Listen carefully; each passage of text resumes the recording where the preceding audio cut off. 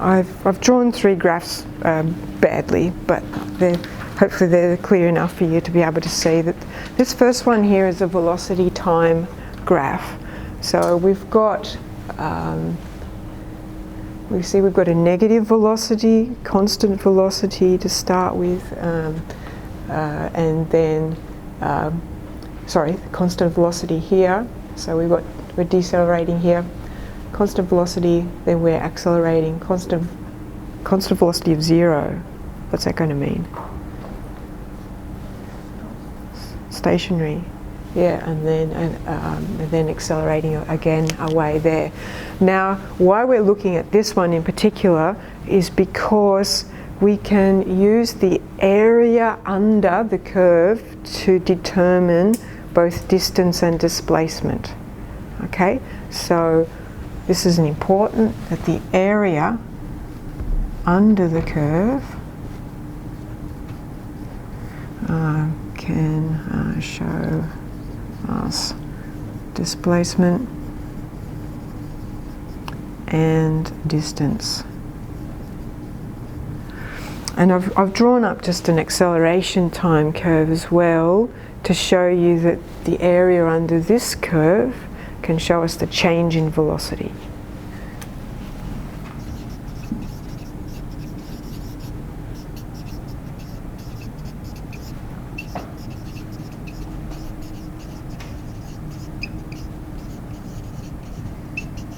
Because we don't know our starting and finishing velocities, that we don't have enough information from an acceleration curve, just this, to tell us that. But what we know is how much it's changed. Does that make sense? Yep. So when I'm talking about the area under the curve, what do I mean? Well,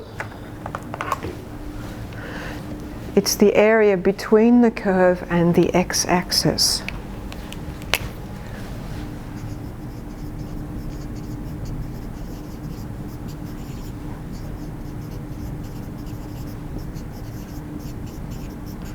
Now, I know these are all straight lines, but we call them curves anyway. So I'm talking about the line of the motion. So all of our motion up here on the top side of the x-axis is going to be positive. So even though we're slowing down, we're still moving in that positive direction. Okay, so I've got that area above the line.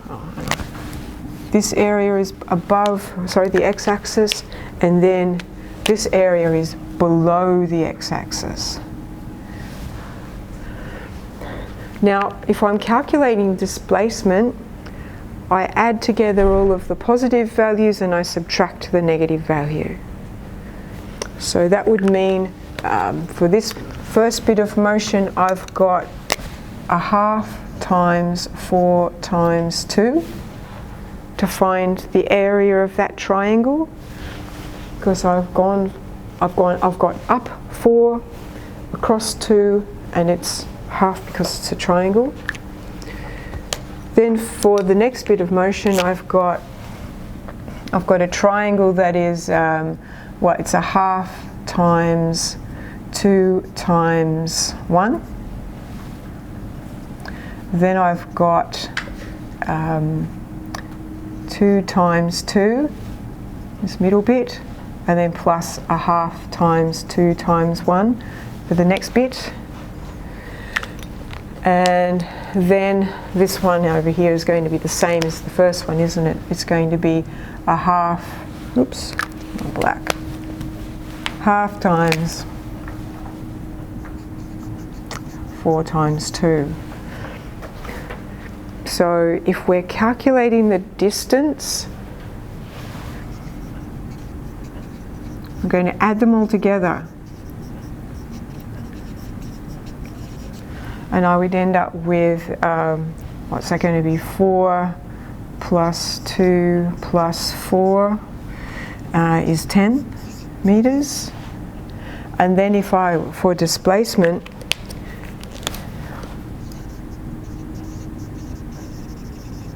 I'm going to have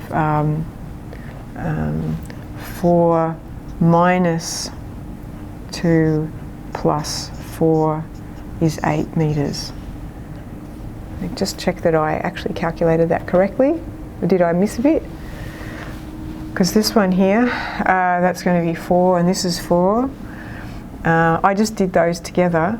2, that's 1. Oh, I have missed a bit. Plus 1, isn't it? So that should be 6 there, shouldn't it?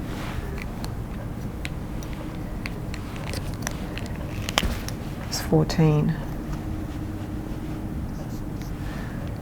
And then that should be minus 6. It's going to be 2.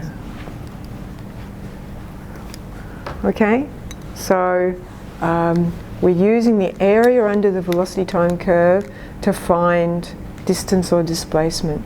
And the same then for an acceleration curve. Let's hope I can do this a bit better than I did that one. So my area under here is going to be 4. This is going to be, 2 times 1 is 2. And this one here would be 2 times 1 is 2 as well.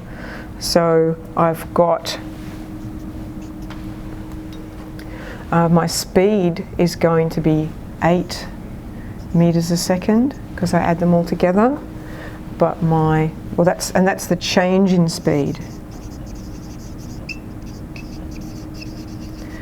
And then my change in velocity,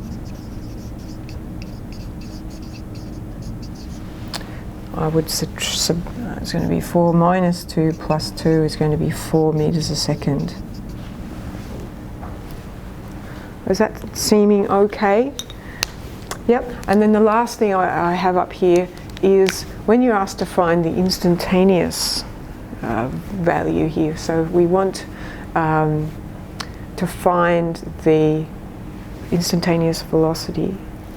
We use the tangent to the curve. So once the value at just say this is 4 seconds and it's asking you for the instantaneous value, then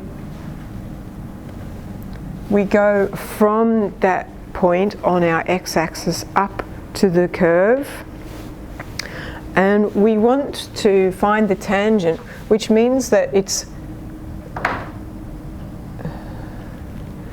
the straight line that best represents the curve at that point. How can you find that? Well, it's often a matter of approaching it with your ruler, say, so that you've got an even gap at equal distances from that point, and then you move the ruler towards the point that you're interested in. So the same here. If I wanted to find the tangent, I would move my ruler so that the gap between either side of the curve is even as I'm approaching it, and then I can find the tangent at this point here. And that will give you the instantaneous value. So again, we're then using rise over run.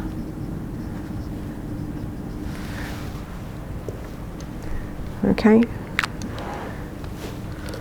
So a couple of little additional things as far as what you need to be able to do with graphs. So any questions about that?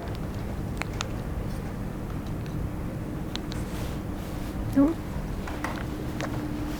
I think these sorts of questions are the ones that really, people think I've got all these graphs